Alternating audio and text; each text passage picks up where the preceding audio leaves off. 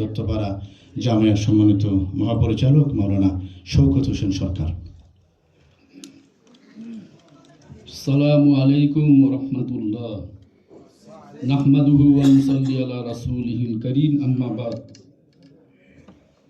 মুজাহিদে শাইখুল ইসলাম মুজাহিদে মিল্লাত আল্লামা আতার আলী রহমতুল্লাহ আলার জীবন কর্ম অবদান বইয়ের মোড়ক উন্মোচন অনুষ্ঠানের সম্মানিত সভাপতি, উপস্থিত হযরত উলামায়ে কেরাম, বিশিষ্ট ব্যক্তিবর্গগণ, আল্লাহ পাক আমাদেরকে উক্ত মজলিসে উপস্থিত হওয়ার তৌফিক দান করছেন, আলহামদুলিল্লাহ।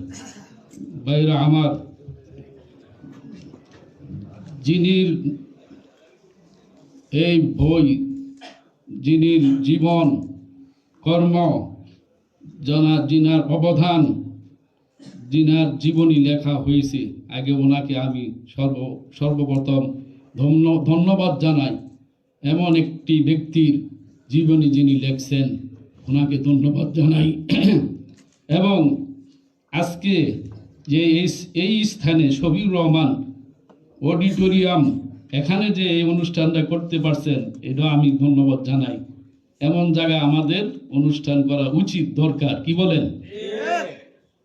যাই হোক, এই বইটি শুধু আমরা মাদ্রাসায় রাখবো না, আমরা স্কুল, কলেজ, ভার্সিটি, ছাত্র, শিক্ষক, শিক্ষিকা তাদের হাতে পৌঁছে দিব এবং অ্যাডভোকেট, ব্যারিস্টার, জজ, বিচারপতি তাদের হাতেও পৌঁছে দিব। বাংলাদেশের কোনো ব্যক্তি এবং রাজনৈতিক, অরাজনৈতিক তাদের হাতে এই বইটি পৌঁছে দিব।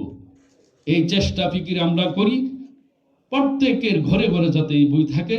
এই বই পড়ে যাতে আমরা মুজাহিদে মিল্লাত আল্লামা আতার আলী রহমতুল্লাহ আলাইহির ওনার জীবন, ওনার কর্ম, এগুলি যাতে আমরা এই বই পড়ে পড়ে আমল করতে পারি এবং এই দেশ, এই বাংলাদেশ, যারা ওনার মতো আরো বিশিষ্ট ব্যক্তিবর্গরা আবাদ করছেন, কওমি মাদ্রাসা করছেন, উলামায়ে কেরাম, হাজার হাজার লাখ লাখ উলামায়ে কেরাম যাদের উসিলা এই দেশে হয়েছেন, এই জন্য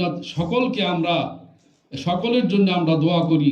আল্লাহ পাক তাদেরকে যাতে জান্নাতের উচ্চ মাকাম দান করেন এবং এই বই যাতে আমরা সকলের কাছে পৌঁছে দিতে পারি। ওমা আলাইনা ইল্লাল বালাগ।